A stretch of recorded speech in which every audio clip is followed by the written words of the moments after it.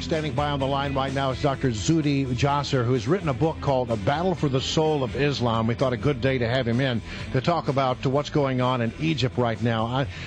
Dr. Jasser, thanks for joining us. Look, the news is not good. Over 4 days of fighting, 900 people died. There is a story this morning, I'll credit this to USA Today, that says at least 25 policemen were killed Monday when assailants ambushed 2 minibuses carrying security personnel in Egypt's North Sinai Peninsula. The headline says they were killed execution style by militants. This doesn't sound good. No, it really doesn't. And, we have to look at which direction Egypt is heading. The Muslim Brotherhood, we forget that they cut their teeth on responding to imprisonment and what they perceive as persecution, and when they were appropriately removed from power because they did nothing democratic during their year, the military, and as listening to the voice of the people 6 weeks ago, took them out and took the president down. And their response now has been to stoke sectarian violence. They've burned over 80 churches and Christian youth centers and Christian businesses, and their attempt now is to try to rip Egypt apart from its seams in order to legitimize why they supposedly were the success of democracy, and then demonstrate that the failure of democracy is the same old Supreme Council of the Air Force that was part of the Mubarak regime. And this sort of binary violence that happens between two fascisms has been the equation that dominated Egypt for so long.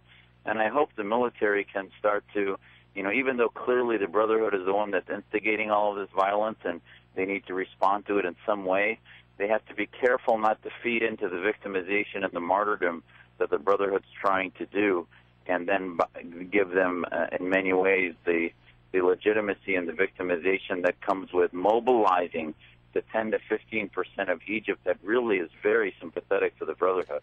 Dr. Zuhdi Jasser is our guest, and you are the president of American Islamic Forum for Democracy. You're also a former lieutenant commander in the U.S. Navy and a patriot, and I thank you for your service, sir.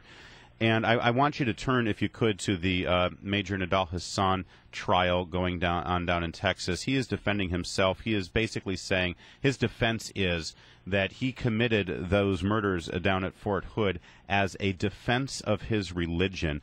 As an American patriot and a practitioner of Islam, what do you think when you hear something like that? Well, I think that this is ground zero in the battle domestically and globally. And that, in my book, Battle for the Soul of Islam, the chapter on Nidal Hassan is really central because if you look at our resumes, it's not really that different. We were both on military scholarship, but what was very different was that he grew up in an environment and a mindset that America owed him something, that he was a victim, that America was anti-Muslim and anti-Islam. So his patriotism, his nationalism became one of the global jihad of creating Islamic states. And slowly that fed into his attraction to Imam Awlaki, who told him to commit these military vicious acts against our soldiers. And if I can follow you, you call this ground zero in the battle that we're in right now. To that end, how do you feel the president has done in executing that battle, considering he and his administration still won't refer to what happened in Fort Hood as an act of terror? Well, this is why Nidal Hassan is emblematic of what we're doing across the war against these ideas from Boston bombers to Egypt.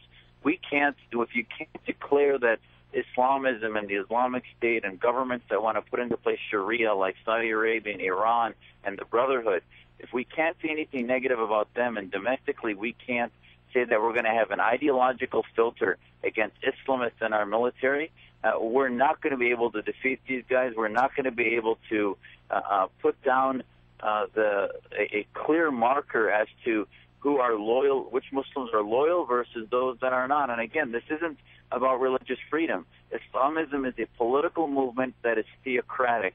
And as we saw in the streets of Egypt, the vast majority of Muslims don't want theocracy. We saw them 10 times larger movements than against Mubarak. But yet our country, because of political correctness, doesn't seem to have the intestinal fortitude with President Obama setting the agenda from the bully pulpit of the White House to talk about what we're fighting. And in fact, Homeland Security, as a result of Muslim Brotherhood influencers in the White House and in Homeland Security has put out guidelines, as exposed by the Daily Caller, saying that they should avoid reformists and avoid anti-Islamist Muslims because supposedly we have an agenda, when in fact it's the Islamists from the petrodollars and the entire movement that we now see unfolding in Egypt and elsewhere that really is the ones with the agenda that affects our security.